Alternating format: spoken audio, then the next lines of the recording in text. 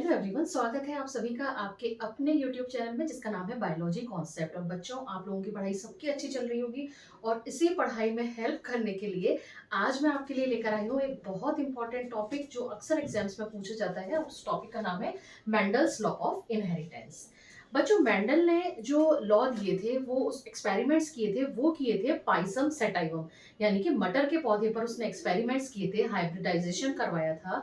और उसने उन एक्सपेरिमेंट्स को करने के बाद कुछ रिजल्ट्स निकाले और उन रिजल्ट्स के बेस पर उसने 3 लॉज दिए थे। और वो 3 लॉज थे, पहला लॉ ऑफ डोमिनेंस, दूसरा लॉ ऑफ सेग्रीगेशन और तीसरा है लॉ ऑफ इंडिपेंडेंट असॉर्टमेंट। अब हम इन लॉज को समझते हैं। सबसे पहला लॉ हम लोग समझेंगे लॉ ऑफ डोमिनेंस। बच्चों, लॉ ऑफ डोमिनेंस को यहाँ पर आपको दिख रहा होगा बोर्ड पर कि एक एग्जाम्पल लिखा हुआ है।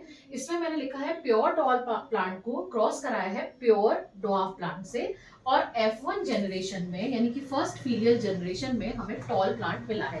तो लॉ ऑफ डोमिनेंस क्या कहता है? लॉ ऑफ डोमिनेंस ये कहता है कि जब किन्हीं दो पेरेंट्स के बीच में, कैसे पेरेंट्स? जो कैसे हो, होमोजाइगस हो। ठीक है, जैसे ये एक होमोजाइगस है, कैपिटल टी स्मॉल टी, ये भी होमोजाइगस प्लांट है। जब दो प्योर पेरेंट्स के बीच में जो एक जोड़ी कॉन्ट्रास्टिंग कैरेक्टर क्या हुआ कि या तो प्लांट टॉल हो सकता है या प्लांट ड्वार्फ हो सकता है। कैरेक्टर कौन सा हुआ? कैरेक्टर हुआ हाइट ऑफ द प्लांट। तो जब दो पेरेंट्स जो प्योर हो, होमोजाइगस हो और एक जोड़ी कॉन्ट्रास्टिंग कैरेक्टर में डिफरेंट हो, उनमें जब क्रॉस कराया जाता है तो F1 जनरेशन में जो कैरेक्टर अपीयर होता है वो कैरेक्टर होता है डोमिनेंट, या आप कह सकते हैं कि F1 जनरेशन में डोमिनेंट वाला कैरेक्टर आता है। तो जो कैरेक्टर आया वो कैरेक्टर डोमिनेंट कहलाएगा, जो नहीं आया वो रेसेसिव कहलाएगा। फॉर एग्जाम्पल, अगर हम कैपिटल टी का क्रॉस करवाते हैं स्मॉल टी से, तो इसमें गैमेट बना कैपिटल टी, यहाँ पर गैमेट बना स्मॉल टी। तो F1 जनरेशन में हमारे पास क्या आ गया? Capital T small T. ये भले ही हेटेरोजाइगस हो लेकिन प्लांट तो कैसा कहलाएगा? टॉल। तो जो कैरेक्टर अपीयर हुआ वो डोमिनेंट कैरेक्टर, जो अपीयर नहीं हुआ उसको हम क्या कह देंगे? Recessive character. ये था लॉ ऑफ डोमिनेंस। ठीक है, दूसरा आता है लॉ ऑफ सेग्रीगेशन। इसको भी हम इसी एग्जांपल से समझेंगे। लॉ ऑफ सेग्रीगेशन ये कहता है कि कोई भी, ये सबसे पहली बात, लॉ ऑफ सेग्रीगेशन जो है वो बेस है मोनो हाइब्रिड क्रॉस के बेस पर।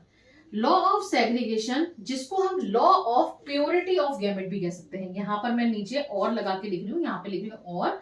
लॉ ऑफ सेग्रीगेशन बोलो या law of purity of gamete बोलो, एक ही बात है। ठीक है, गैमेट। ठीक, अब ये लॉ क्या कहता है? ये लॉ ये कहता है कि F1 जनरेशन में दोनों कैरेक्टर, दोनों एलील साथ रहते हुए भी, यानी यहाँ पे कैपिटल टी और स्मॉल टी दोनों साथ हैं, या आप कह सकते हैं दोनों जीन, या आप कह सकते हैं दोनों फैक्टर। 3 चीजें बोली मैंने, दोनों एलील, दोनों जीन या दोनों फैक्टर एक दूसरे के साथ रहते हुए भी एक दूसरे को कॉन्टैमिनेट नहीं करते। क्या मतलब हुआ इस बात का? समझते हैं। देखो, यहां से मैं इसको इरेज कर रही हूँ। अब इसका ये मतलब हुआ कि F1 जनरेशन में तो हमें क्या मिल गया? F1 जनरेशन में तो हमें डोमिनेंट कैरेक्टर मिल गया। ठीक है, अब क्या कह रहे हैं कि दोनों एलील साथ रहते हुए भी एक दूसरे को कॉन्टैमिनेट नहीं करते। अब हमें कैसे पता लगेगा कि कॉन्टैमिनेट नहीं करते? तो देखो क्या करेंगे हम, कैपिटल टी स्मॉल टी, इसका सेल्फ क्रॉस करवा देंगे। ठीक है, अब क्या होगा? इस कैपिटल टी के साथ क्रॉस हुआ तो क्या मिला? Capital T. अब क्या करा? ये वाला कैपिटल टी है, इसका क्रॉस इसके साथ हुआ तो क्या बना? Capital T small T. ठीक, फिर यहाँ पे क्रॉस हुआ तो क्या बना? कैपिटल टी स्मॉल टी, और फिर यहाँ पे क्रॉस हुआ तो क्या बना? Small T. अब आप यहाँ देखो, यहाँ पर ये जनरेशन हमें कौन सी मिली? F2। ठीक है, सेकेंड फीलियल जनरेशन। F2 मतलब सेकेंड फीलियल जनरेशन।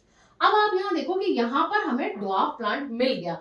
अगर यहाँ कॉन्टैमिनेशन हो गया होता तो फिर ये ड्वार्फ प्लांट हमें यहाँ नहीं मिलता। तो इससे ये प्रूफ होता है कि मेंडल ने जो ये कहा था कि लॉ ऑफ सेग्रीगेशन या law of purity of gamete, कि हर गैमेट प्योर होता है और ये साथ रहते हुए भी एक दूसरे को कॉन्टैमिनेट नहीं करते, ये बात बिल्कुल सही है। अगर ऐसा नहीं होता तो F2 जनरेशन में हमें ड्वार्फ प्लांट नहीं मिलता।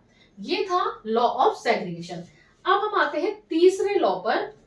जिसको हम कहते हैं लॉ ऑफ इंडिपेंडेंट असॉर्टमेंट। तो देखो बच्चों, जो लॉ ऑफ डोमिनेंस समझा और लॉ ऑफ सेग्रीगेशन या law of purity of gamete समझा, ये तो हमने एक एग्जांपल से समझ लिया। अब हम देखेंगे लॉ ऑफ इंडिपेंडेंट असॉर्टमेंट। अब तक हमने दो नियम समझे, कौन कौन से लॉ समझे, लॉ ऑफ डोमिनेंस और लॉ ऑफ सेग्रीगेशन, जिसको हम law of purity of gamete भी कह रहे हैं। अब जो तीसरा लॉ है बच्चों, वो है लॉ ऑफ इंडिपेंडेंट असॉर्टमेंट।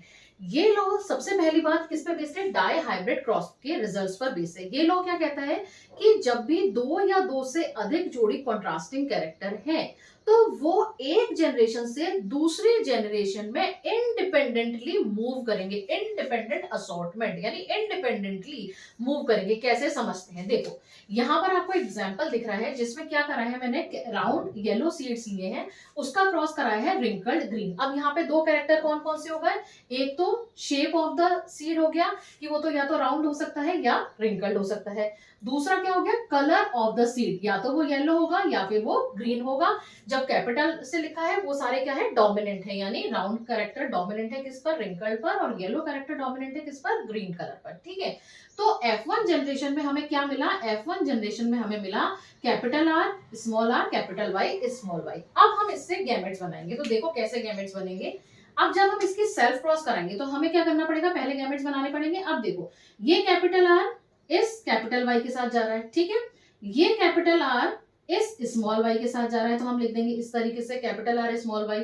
तीसरी कंडीशन क्या हो सकती है, स्मॉल आर कैपिटल वाई, और चौथी कंडीशन क्या हो सकती है, स्मॉल आर स्मॉल वाई। अब अगर हम इसका सेल्फ क्रॉस कराते हैं तो डाई हाइब्रिड क्रॉस में हमें मिलता है रेशियो 9:3:3:1। अब आप यहाँ पे ये देखिए, यहां से भी हम इस बात को समझ सकते हैं कि हमने कैसे पेरेंट्स लिए थे। ये यहाँ पे मैं लिख रही हूँ पी, पी डिनोट किसको कर रहा है, पेरेंट को। यहाँ मैंने लिखा है F1, F1 क्या बता रहा है, फर्स्ट फीलियल जनरेशन। अब आप ये देखो कि पेरेंट कैसे थे, पेरेंट थे राउंड येलो, तो यहाँ पर ये वाला गैमेट तो ठीक है भाई, ये तो सही है कि यहाँ पे भी कैसा बना, राउंड येलो। यहाँ पे ये बना स्मॉल आर स्मॉल वाई, ये भी चलो माना कि भाई यहाँ पे पेरेंट किस तरह का था, स्मॉल आर स्मॉल वाई। लेकिन आप अगर यहाँ पर देखें तो यहाँ पे आपको नया कॉम्बिनेशन देखने को मिला है, यानी कैपिटल आर किसके साथ है, स्मॉल वाई के साथ। तो जब हम इसका डाई हाइब्रिड क्रॉस कराएंगे, इन चारों का आपस में क्रॉस कराएंगे, सेल्फिंग करवाएंगे, तो आर किसको बता रहा है, आर बताता है किसको, राउंड होने को, और लेकिन स्मॉल वाई किसको बताता है, ग्रीन कलर का सीड होगा। तो ये तो एक नया कॉम्बिनेशन मिल गया ना। उसी तरीके से आप इस वाले पे फोकस करो, इस वाले में कैसा है, रिंकल्ड, स्मॉल आर किसको बता रहा है, रिंकल्ड होने को, रिंकल्ड, और कैपिटल वाई किसको बता रहा है कि येलो। तो ये कॉम्बिनेशन तो यहाँ नहीं था, यानी क्या हुआ, यहाँ पर जो ये गैमेट्स हैं वो इंडिपेंडेंटली एक जनरेशन से दूसरे जनरेशन में मूव किए। तो इसी को हम क्या कहते हैं, लॉ ऑफ इंडिपेंडेंट असॉर्टमेंट। तो आज हमने तीन लॉ समझ लिए, law of dominance, law of segregation जिसको हम law of purity of gamete भी कह रहे हैं, और तीसरा हो गया लॉ ऑफ इंडिपेंडेंट असॉर्टमेंट। इन तीनों लॉज में अगर आपको कहीं भी कोई डाउट हो तो प्लीज मुझे कमेंट सेक्शन में लिखकर आप पूछ सकते हैं। अगर आपको वीडियो पसंद आया हो तो प्लीज वीडियो को लाइक करिएगा, शेयर करिएगा और चैनल को सब्सक्राइब करिएगा। Thank you very much.